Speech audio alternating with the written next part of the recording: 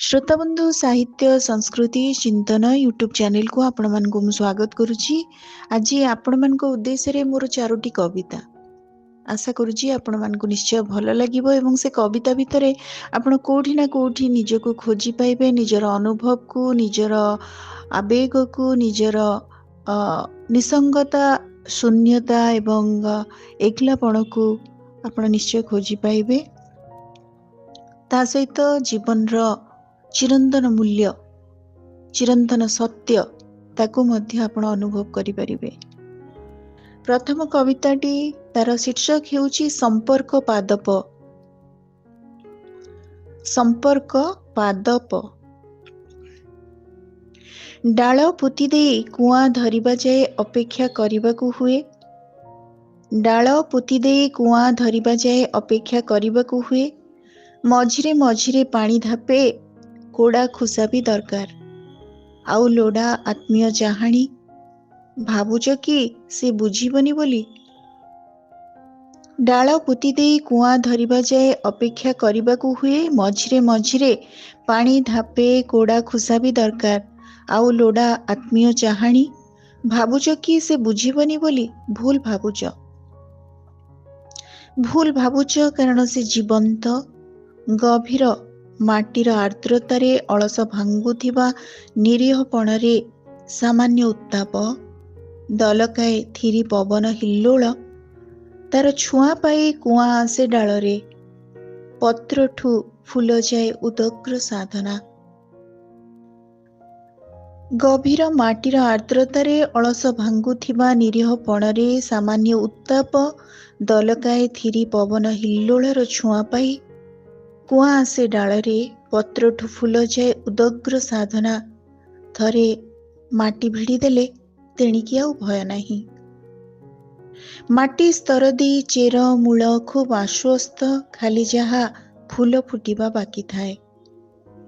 संपर्क की गछ हेउ, संपर्क की गछ हेउ गजुरुथिबा कुआंरु फूल जाए।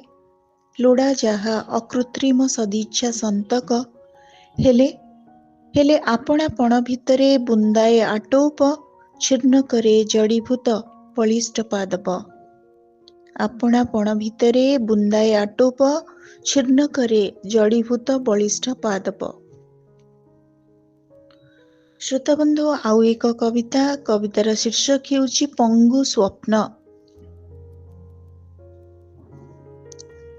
आशा ओ अभिप्सा स्वप्नर दोलीरे ओहली झुलिबा निशारे चुपचाप धाड़ी बांधी छिड़ा होई अपेक्षा करती। ठीक आकाश मथानर से धोब फरफर बौदरे निशी हेई।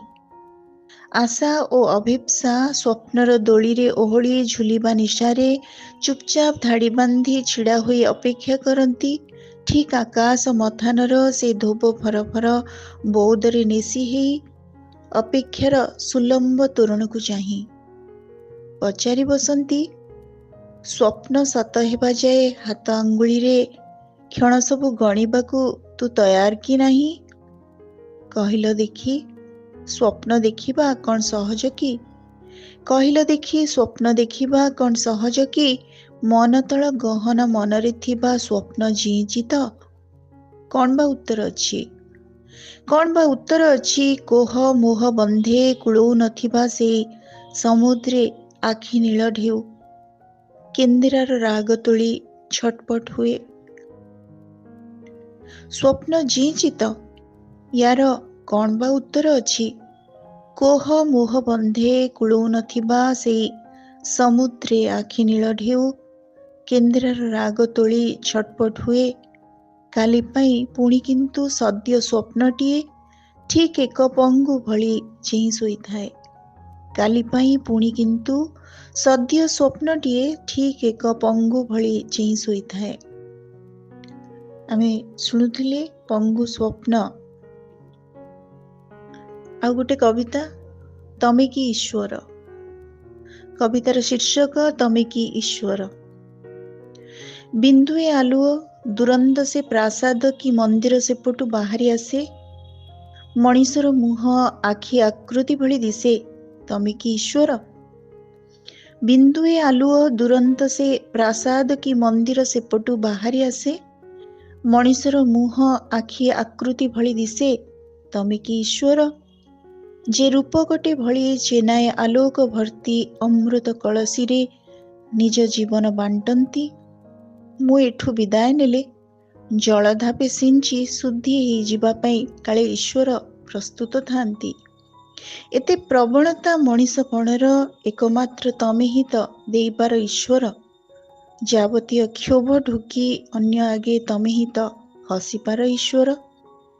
ଈଶ୍ୱର ଭିତରେ ଥିବା ଅଣୁ ଅଣୁ ଯନ୍ତ୍ରଣାର ସ୍ୱରଲିପି, ଈଶ୍ୱର ଭିତରେ ଥିବା ଅଣୁ ଅଣୁ ଯନ୍ତ୍ରଣାର ସ୍ୱରଲିପି ମୋ ହୃଦକୁ ଅସ୍ୱସ୍ତିରେ ଭରେ। ସାଦା ହସ ଯେବେ କାଉଠରେ ଭଉଁରୀ ଖେଳାଏ, ଲାଗେ ଈଶ୍ୱର ହସିଲେ। କୃଶବିଦ୍ଧ ଜୀବନ ତମର ବିଞ୍ଚୁଥାଉ ସଂସାରରେ ମୋ ଭଳି ଅନେକଙ୍କ ପାଇଁ ବିଭୂତିର ଧାର। ତମେ କି ଈଶ୍ୱର? କୃଶବିଦ୍ଧ ଜୀବନ ତମର ବିଞ୍ଚୁଥାଉ ସଂସାରରେ ମୋ ଭଳି ଅନେକଙ୍କ ପାଇଁ ବିଭୂତିର ଧାର। ତମେ କି ଈଶ୍ୱର? ଶେଷ କବିତା। କବିତାର ଶୀର୍ଷକ ଉଦାସ ସ୍ମାରକୀ। ଅପ୍ରାପ୍ତିର ଲମ୍ବା ତାଲିକା ଭିତରୁ କେହି ଜଣେ କେବେ ହେଲେ ନ ମିଳିବା କଥା ନେଇ ସମୟ ଖତେଇ ହୁଏ ଛିଗୁଲାଏ ବିକଳ ମୁହୂର୍ତ୍ତ। ପେଟ ଛାତି ପିଞ୍ଜରାକୁ ଭେଦି ହାବୁକା ହାବୁକା ଉଠେ ଆଉଟା ଆବେଗ। ଅପ୍ରାପ୍ତିର ଲମ୍ବା ତାଲିକା ଭିତରୁ କେହି ଜଣେ କେବେ ହେଲେ ନ ମିଳିବା କଥା ନେଇ ସମୟ ଖତେଇ ହୁଏ ଛିଗୁଲାଏ ବିକଳ ମୁହୂର୍ତ୍ତ। ପେଟ ଛାତି ପିଞ୍ଜରାକୁ ଭେଦି ହାବୁକା ହାବୁକା ଉଠେ ଆଉଟା ଆବେଗ। ହଜିଯାଏ କଥା ପୁଣି ବାଟ ହୁଡ଼ା ଥାଏ ଯେତେ ସର୍ତ୍ତ। କେହି ଜଣେ ଦୂରେ ଥାଏ ଆଖି ପାଏ ନାହିଁ, କେହି ଜଣେ ଦୂରେ ଥାଏ ଆଖି ପାଏ ନାହିଁ। ଦୁର୍ବିସହ ବେଦନାରେ ସଂସାରକୁ ଚାହିଁବାର ତିଳେ ମାତ୍ର ଇଚ୍ଛା ରହେ ନାହିଁ। ସୀମାହୀନ ପ୍ରୟାସର ଦ୍ୱାରେ ବିଳାପର ଅବୁଝାଏ ସନ୍ଧି।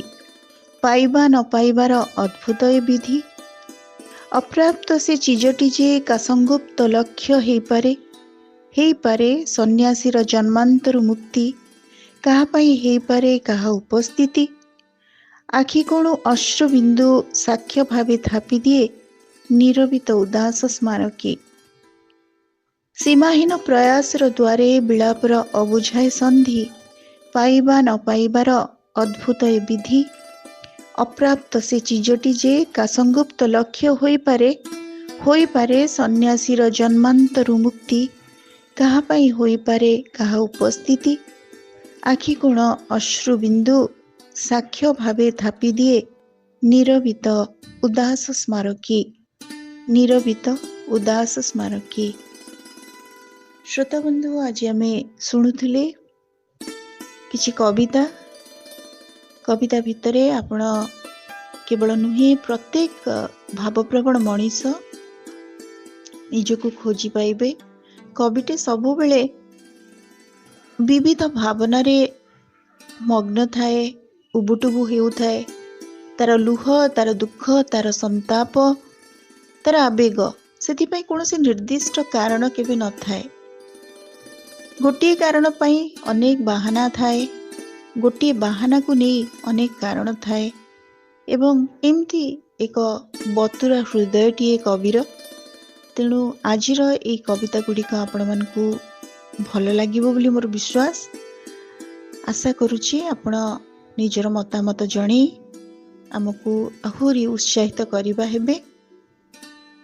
ଆମ ଚ୍ୟାନେଲକୁ ଆପଣମାନେ ବହୁତ ଶ୍ରଦ୍ଧା ଭଲ ପାଇବା ଦେଇଥିବାରୁ ଆମେମାନେ କୃତଜ୍ଞ। ଆହୁରି ଆପଣମାନଙ୍କର ମତାମତ ପ୍ରଦାନ କରନ୍ତୁ ଆମମାନଙ୍କ ପାଖକୁ। ସେଇଟା ହିଁ ଆପଣମାନଙ୍କ ତରଫରୁ ଆମକୁ ଭେଟେ। ଅନେକ ଅନେକ ଧନ୍ୟବାଦ।